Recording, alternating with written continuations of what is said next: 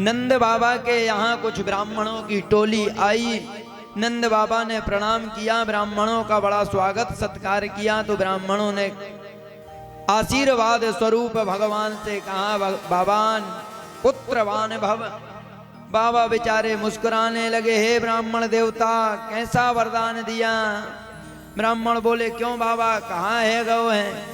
बाबा बोले, अभी तक पुत्र छोरा छापरो कछु भव ना है। और हे ब्राह्मण देवता तुमन सबने बोल दियो महाराज के बाद पुत्रवान भव। ब्राह्मण बोले, बाबा हमारे मुंह से अगर ये बात नहीं निकली है तो कहीं ना कहीं भगवान की वाणी ही है। आप एक काम करो, आप अनुष्ठान करावो चालू करो, हमको पूर्ण भरोसा है रहो है कि आपके यहाँ जरूर पुत्र है वे। नंद बाबा बोले, हे ब्राह्मण देवता कछु चीज की कमी बिल्कुल भी ना है, तुम जैसो चाहो वैसो अनुष्ठान करवो चालू कर लो। सो ब्राह्मण बैठ गए अनुष्ठान करने को ताई। और जैसे ही अनुष्ठान करने लगे, नंद रानी की नंद हैं दो, नंद बाबा की दो बहनें जिनका नाम है नंदा और सुनंदा। आज देखो मैया बड़ी सुंदर दिखने लगी हैं, नंद रानी बड़ी सुंदर दिख रही है, क्योंकि आज कन्हैया का प्रकट होने वाला है।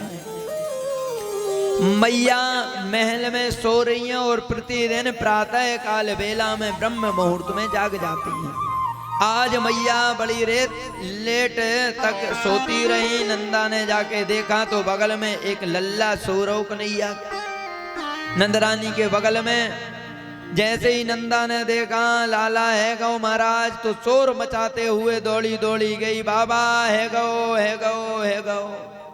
नंद बाबा बोले, कैसी बाबरी भई फिर रही है, का है गौ है, का ऐसी बाबरी है गई है हैं, सहूर ना है, कैसे समाज में रहना है। बाबा तू सहूर दिखा रहे हो हमें।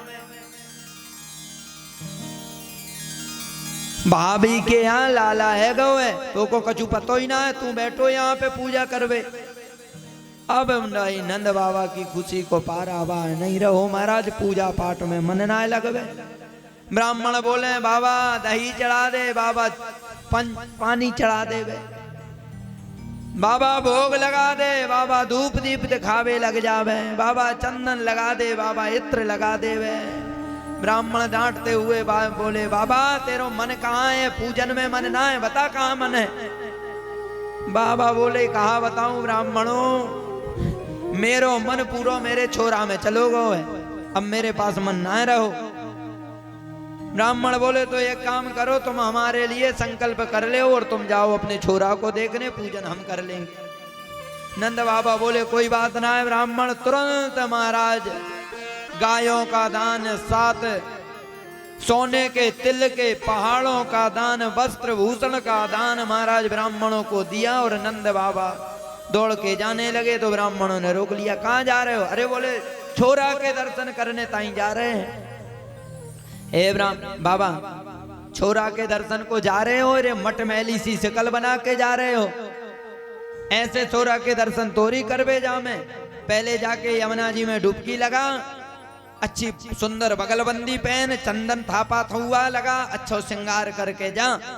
नंद बाबा बोले, मो तो ये तो भूल ही गो मैं ब्राह्मण देवता हूं, देख तो मैं कितना पागल है गो है, मेरी खुशी का कोई पारावा ना रह गो। और मैंने देख यही कपड़ा पहन के लाला के छोरा के दर्शन करने ताई चल दियो, अब भी आता हूं। अब तो भैया नंद बाबा गए यमुना जी में डुबकी लगाई।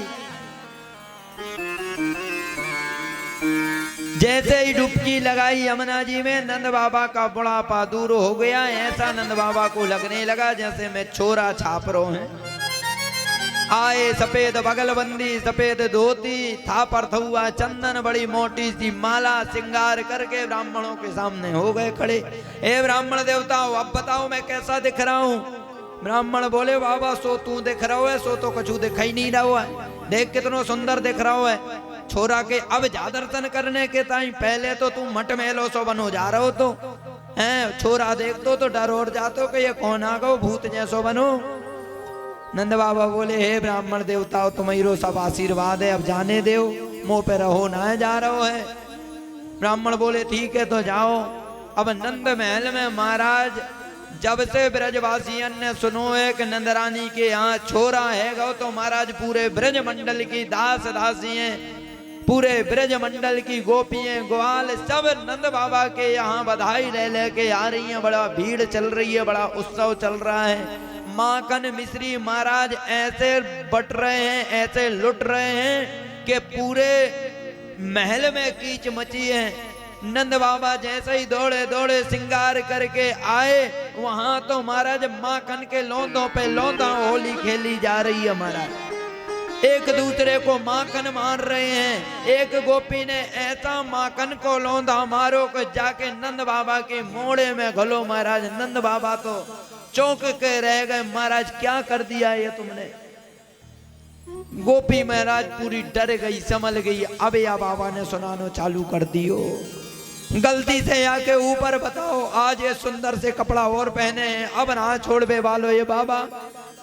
बेचारी गोपी कांपती हुई बाबा के सामने खड़ी। इतने में दूसरी गोपी बोली, बाबा बधाई हो। नंद बाबा ने सुना, अरे बाबरी बधाई तो ठीक ठाक है, देख मैं कितनो सुंदर बन के आऊं तो तूने पूरा कुर गोबर कर दियो है। ऐसा माखन कौन मारता है। दूसरी गोपी कहती है, नंद बाबा तो को पतो ना है, ऐसे शुभ मुहूर्त में दही खाके दही लगा के जावो तो कार्य शुभ होता है। नंद बाबा बोले, अगर ऐसी बात है तो फिर और मारो। सो एक ने बाल्टी की बाल्टी उठाई महाराज दही की और नंद बाबा के ऊपर से उड़ेल दी। नंद बाबा भाव में बेहोर हो गए, इतने खुशी मनाने लगे और जितना धन वैभव था दोनों हाथों से लुटाने लगे। बधाई गाई जा रही हैं, बधाई बजाई जा रही हैं। 7 दरवाजे पर दान हो रहा है। किसी पे सोने के बर्तन बट रहे हैं, कहीं पर चांदी के बट रहे हैं, कहीं पर तांबा बट रहा है, कहीं पर वस्त्र बट रहे हैं, कहीं पे भूषण बट रहे हैं। और जो जैसा रहता है, सुखदेव बाबा कहते हैं, परीक्षित जिस महल में जाता है, श्रीचता रूप तम दृष्टाम माया मोचम गोचरहा, पूरे ब्रज मंडल को माया सुशोभित कर रही है। इस प्रकार से चमकीली चमकीला पूरा ब्रज मंडल लग रहा है, जिस प्रकार से आकाश में तारा मंडल चमकते।